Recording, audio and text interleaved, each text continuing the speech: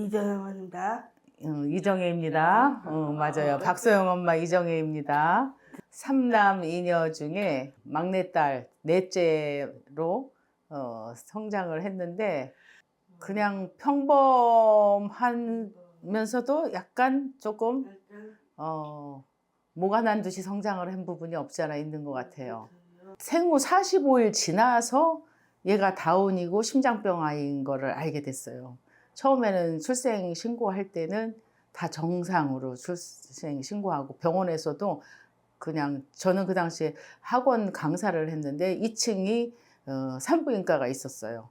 그래서 그 산부인과를 그냥 한 번씩 생각날 때마다 다녔는데 거기서 또 애도 낳고 그랬는데 의사 선생님조차 얘가 심장병이 있는 것조차 모르시고 다운인 것도 몰라서 저희도 그냥 모르는 상태로 이렇게 지냈는데 몸무게가 늘어나지 않아가지고 나중에 이제 큰 병원 가서 알고 보니까 다운 아이고 심장이 결격이 심하고 뭐 그런 얘기를 해서 많이 놀랬죠. 네. 그래서 아무튼 간에 그렇게 평범한 가운데 잘 성장을 하다가 이렇게 멋진 딸 덕분에 이런 기회도 갖게 됐습니다.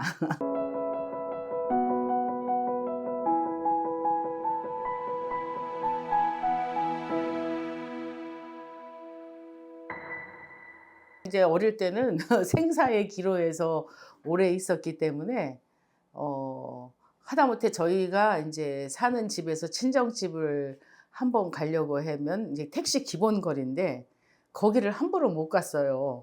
감기 걸리면 곧 폐렴되고 심장이 안 좋은 친구들은 이렇게 감기가 곧 폐렴 그러면 또 입원 중환자실 입원 그 조금 더 괜찮으면 또 이제 입원실 갔다가 또 퇴원했다가 또 감기 들면 또 와서 이런 식의 반복을 하다 보니까 크리스마스나 뭐 설날이든 추석이든 그럴 때를 병원에서 많이 보내고 제발 눈만 떴으면 그러다가 친정 한번 가봤으면 뭐 이런 식이 되다가 이제 소영이가 초등학교 들어갈 그 무렵부터 조금 입퇴원을 안 하고 건강해지니까 그때 기념으로 처음 가족 사진을 찍었던 것 같아요.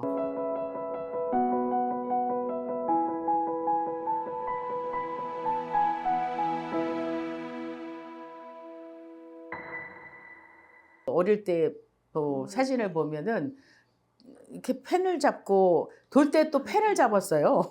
근데 이렇게 펜을 잡고 동그라미를 그린 그런 그림이 있더라고. 그래서 얘가 동그라미가 이때부터 나왔나 이제 이런 생각을 하는데 아이들이 대개는 그냥 동그라미부터 출발을 하잖아요. 학교 다니면서 물론 특수학교지만 뭐 그림상은 물론이려니와 뭐 독서상 무슨 상 해가지고 아직부터 모범생 상을 많이 받아와 그림상을 많이 받아왔어요. 그래서 색감이 좀 특이하더라고요. 그래서 색감이 좋아서 그래서 이제 얘한테 그러면 스트레스 해소도 될 겸 소근육 운동도 될 겸 그래서 이제 그림을 나중에 졸업하고 그냥 취미 삼아 그렇게 꾸준히 시켰는데 또 자기가 좋으니까 또 그렇게 꾸준히 하더라고요. 이렇게 작가가 돼서 더군다나 현대 우리나라의 좋은 회사에 재택근무 작가까지 될 줄은 꿈에도 몰랐죠. 지금도 진짜 생각해도 이게 생신가 할 때가 있지만 이것도 다 자기 복인 것 같아요.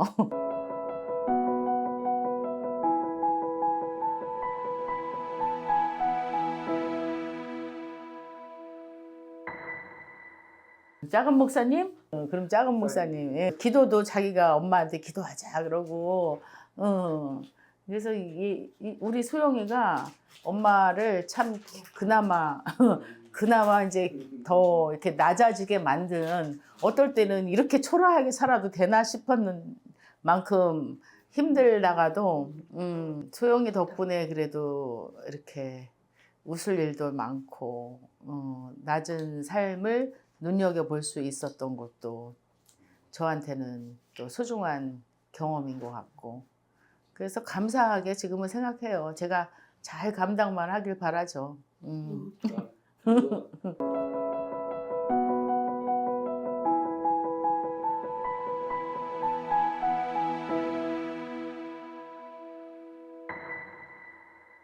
처음에는 하기 힘들어도 한 번도 선생님이 시키는 거를 안 따라 해본 적이 없어요.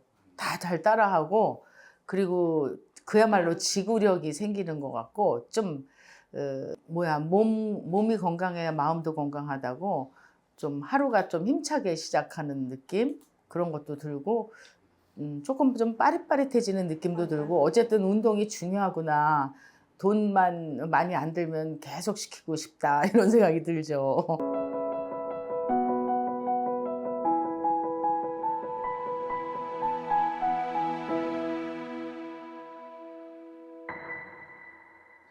잠자는 시간. 잠자는 시간. 포동포동해서 이렇게 만져보면 아주 포동포동 보들보들. 그리고 좀 의젓한 구석이 있어요. 먹는 거를 좋아하는 것도 있지만 엄마가 이렇게 엄마랑 같이 제가 카페를 가거나 하는 것도 얘를 콧바람도 있지만 저런 애들이 다 책 보고 뭔가 하잖아요. 그 대학가에 이제 카페를 가니까. 그러니까 이제 자기도 뭔가를 해야 하는 거를 알고, 그리고 이제 거기 가면은 이제 컴퓨터 딱 켜놓고 뭐 유튜브 가지고 뭐 찬양을 듣거나 동요를 듣거나, 요즘은 또 하나 더 넓어져 가지고 막 싸우는 걸 좋아해요. 애들이 싸우고 막 욕하고 이러는 거, 그런 드라마를 보거나 요즘 그렇게 세계를 보는 것 같아. 전에는 늘 찬양만 듣더니 요즘은 조금 컸다고 동요도 듣고. 근데 이제 이렇게 시끄러운 거는 싫어하지만 그렇게 하면서 몇 시간씩 있어요. 그러면 제가 저 일도 하고, 그래서 카페 가면 저는 저대로 시간 활용을 할 수 있고 얘는 얘대로, 그러니까 그게 좋아요. 그래서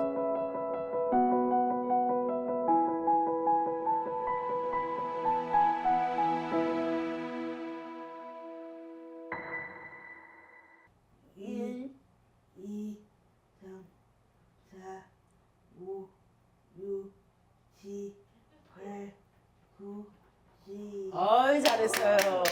바레미야학은 주안 북부역 쪽에 있는. 너무 찬 거 많이 마시면 안 돼. 먹으면 안 돼요. 소리 지르면 안 돼. 한 먹으면 안 돼요. 너무 찬 거 먹으면 안 돼. 야학 친구들, 우리 장애인 친구들을 공부하는 기관인데, 수학은 애들이 뭐 어려운 수학을 하는 게 아니니까, 저는 이제 국어 선생님이었지만 그냥 수학 선생님 하는 것도 그렇게 해서 아이들하고 함께 시간 보내고, 자존감을, 우리 친구들은 누가 자존감을 살려줘요?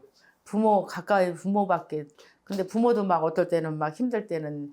그래서 진짜 중요한 거는, 가르침에서 중요한 건 잘 가르치는 것보다 아이들의 길을 살려주는 게 중요하다는 입장에서 하다 보니까 좀 그런 태도를 보이는 것 같아요. 그래서 우리 반이 재밌게 흘러가는 것 같아요. 다음부터 소리 지르면 안 돼요. 안 돼요. 좋아 죽겠네.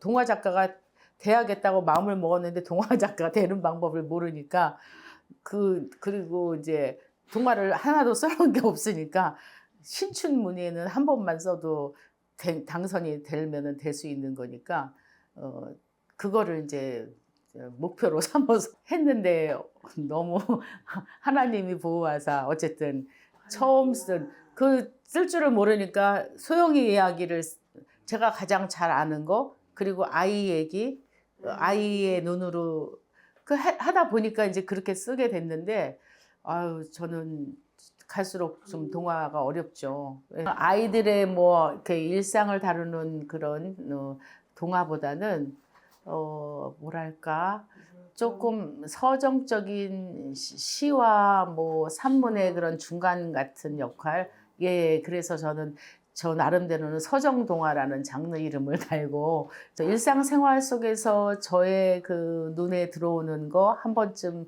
되짚어보고 싶은 것, 또 이런 것들 거를 그냥 글감 삼아서 그냥 쓰고 있어요.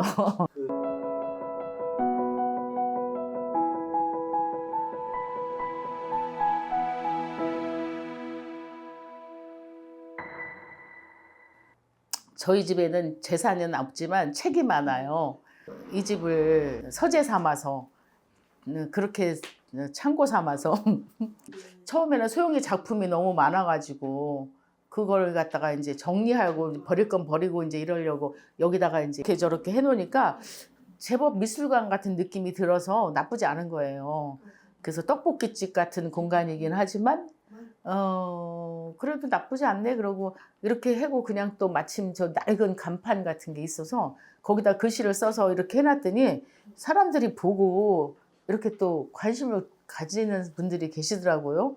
이름은 허름한 거는 어떤 사람들은 반대 이름을 그렇게 말하는 사람도 있었는데 저는 겉과 속이 좀 똑같은 거를 제가 좋아하는 성격인 것 같아요. 그래서 그냥 저도 좀 나이가 들어서 허름해지고 우리 딸도 좀 비장애에 비하면 허름하고 이 집은 우리하고 참 내용과 형식이 잘 맞는 것 같다 이런 생각이 들어서 그 허름한 단어가 뭔가 좀 따뜻함도 있잖아요. 정겹고. 네, 그래서 그러니까 사람들이 또 이 제목을 많이 좋아해 줘서 이런 집이 있다는 게 좀 신기한 사람들도 있을 거예요. 요즘 젊은 친구들은.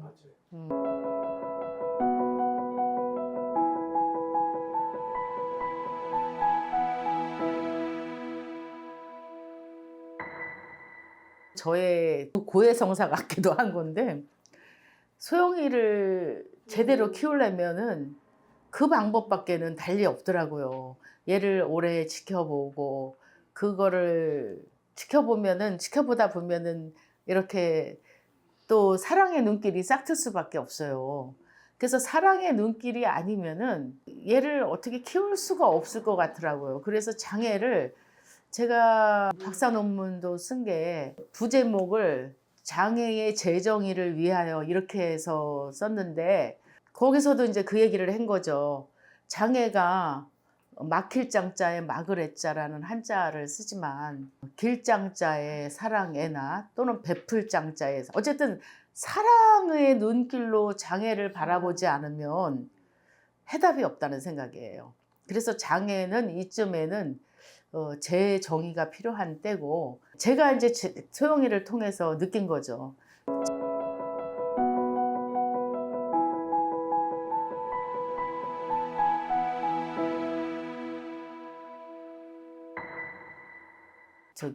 소영이를 비롯해서 인천에서 이제 그림 그리는 친구들이 이렇게 기업에 취업하는 장애 그 단체에서 지원을 해줘가지고 취업할 수 있는 기회가 있었어요.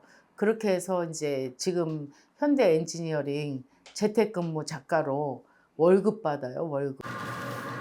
물감도 묻혀서 이 안에 한번 해볼까?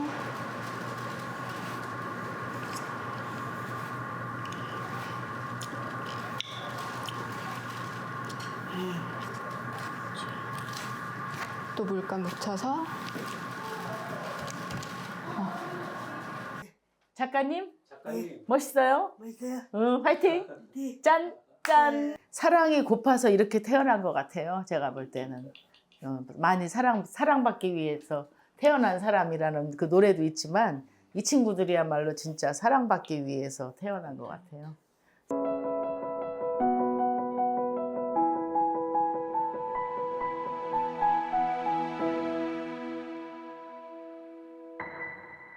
두 개의 리듬전 그래서 제가 소영이 작품을 그동안 전시를 할 때는 그 선생님의 도움을 우리 친구는 물론 선생님의 도움을 전혀 안 받는 장애인들도 있어요. 뇌병변 장애인이라든가 이런 분들은 그러나 지적 장애들은 어떤 형태로든지 선생님들이 도움을 조금 받는다고 생각이 드는데 그 장애가 심할수록 더 도움이 많이 필요하잖아요. 소영이 같은 경우는 동그라미를 계속 그리더라고요. 나름대로의 의미가 없지는 않고 단지 낙서로만 보기에는 여러 가지 색깔도 쓰고 뭐 선도 굵었다 뭐 가늘었다 자기 나름대로 이렇게 하는 모습을 보면서 선생님의 도움 안 받고 이렇게 할 수 있는, 그러면 이런 건 작품이 안 되나? 이거는 작품일 수가 없나? 그냥 낙서에 불과하고 그냥 버려야 되는, 폐기 처분해야 되는 건가? 이런 고민이 참 오랜 시간 됐어요. 시어머니가 제일 양육자였고 시어머니가 끔찍히 또 소영이를 챙기셨는데 어느 날 갑자기 아프다고 떠나셨어요. 그러니까 할머니가 돌아가셨다는 게 뭐 하늘나라 가셨다는 얘기는 해서 알기는 알지만 그거가 아직까지도 얘한테는 미스테리로 남아있는 것 같아요. 근데 할머니 돌아가신 그 시점부터 얘가 쫄라맨 같은 거를 잘 그렸거든요. 이렇게 눈, 코, 입은 저렇게 쫄라맨을 잘 그렸단 말이야. 근데 그때부터 동그라미만 그려. 모든 그리고 이거 뭐야 하면은 할머니, 뭐 이건 뭐야 하면 뭐 삼촌 뭐 이런 식으로. 그래서 아, 얘가 동그라미를 그려놓고 사람이라고 인식을 하구나. 근데 왜 눈, 코 안 그려? 그러면 관심이 없어요. 그러면 그때 잠깐만 그렸다가 다시 또 돌아가요. 그래서 얘한테 할머니의 돌아가신 그 사건은 굉장한 큰 트라우마 아닌 트라우마가 돼 있고 아직도 치유해야 될 부분 같기도 한데 저는 좀 회복이 될 줄 알았어요. 근데 여전히 안 돼서 그냥 아예 그러면 동그라미 작가, 여기 제1 관람실이라고 세칭 제가 말을 하는데 여기는 선생님의 도움을 좀 받아서 한 작품들이고 저 안에는 자기 혼자서 있을 때 그냥 자기의 리듬에 따라서, 그래서 2개의 리듬이라는 제목을 정했고, 근데 마침 또 여기 이렇게 자주 지나다니시는 인하대 교수님이 계셔요. 이 작가님이 현대 엔지니어링 재택근무 작가예요. 그런데 현대 엔지니어링에서 1년에 한 2번 정도 과제를 우리한테 부과하는데 그 과제는 사실적인 거를 형태를 묘사해야 돼서 선생님의 도움을 많이 받고 주로 바탕만 칠하는 형태로 완성된 80호 작품입니다. 박수.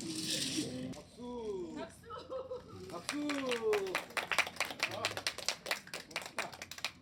그분이 인하대 의대에 의학 공부를 다 하신 교수님이신데 당신이 이제 의료인문학을 선택을 하셔서 의료인문학부 교수님으로 지금 일하고 계시는데 그분께서 여기 이렇게 우리들의 아이들의 작품을 이렇게 눈여겨 보시고 또 당신도 다니시면서 조금 힐링도 되는 부분도 없잖아 있다는 말씀을 하시면서 간혹가다 학생들을 데리고 이제 오시기도 하고 그랬어요. 의료인문학을 하면서도 사실 의료인문학을 통해서 뭘 학생들에게 가르치고 제가 배울까 이런 것들을 고민하는데 아직도 시도 중이에요. 훌륭한 미술관을 알게 된 거는 한 5, 6년 되나요? 뭐 그 정도 인연. 매일 퇴근할 때 이렇게 한 바퀴씩 돌아요. 차를 타고 한 바퀴씩 도는데 한 바퀴씩 돌다가 우연치 않게 이렇게 불이 켜 있는 공간에서 이 다운 중군을 저도 뭐 의학을 배웠으니까 딱 보고 다운 중이신 분이 노란색 형광등 아래에서 그림을 그리고 계시는 걸 제가 우연히 발견했고 제가 퇴근할 때마다 매일 허름한 미술관을 지나쳐서 그 소영 작가님이 그림 그리는 거를 보고 이상적인 돌봄의 모습은 소영 작가님이 그런 허름한 미술관을 통해서 이 삭막한 인하대 주변을 이렇게 밝혀주고 있는 그런 모습 자체를 우리가 함께 도모하는 것, 지역 사회에서의 돌봄이 아닐까? 뭐 이런 막연합니다만 좀 이상적으로 느껴질지 모르겠습니다만 저는 그런 생각을 매일 하면서 퇴근을 해요. 그래서 근데 올해는 또 학생들을 많이 한 30명 가까이 그래서 마침 또 그게 인연이 돼가지고 그 전시를 그러면 같이 조인해서 그렇게 지역의 장애인 예술가와 지역 대학의 그런 의료인문학과와의 어떤 만남 이런 거로 하면은 이 전시도 그냥 개인전 그거로 다 끝이는 것이 아니고 지역 사회에서 뭔가를 보여줄 수도 있는 부분도 있고 지역 사회와 조금 더 가깝게 대학은 대학대로 또 개인은 개인대로 그렇게 접목할 수 있는 부분도 있고 그래서 굉장히 좋은 기회다고 생각을 해서 이런 전시를 하게 됐고 또 그러니까 사람이 행복하기 위해서는 영이 조금 앞장서고 혼과 육이 따라가는 삶을 살아야 되는구나. 혼이 앞장서고 비즈니스가 앞장서면은 나중에는 문제가 되는구나. 이런 거를 저는 제 삶에서 깨달아서 적어도 저만은 인간을 이렇게 영혼 육에 조화된 인간, 이때 우리가 해피할 수 있는 인간이 되는구나. 그런 깨달음을 얻어서 여러분들에게 말씀드립니다. 감사합니다. 전시를 하게 됐고 또 워크숍도 그렇게 했습니다.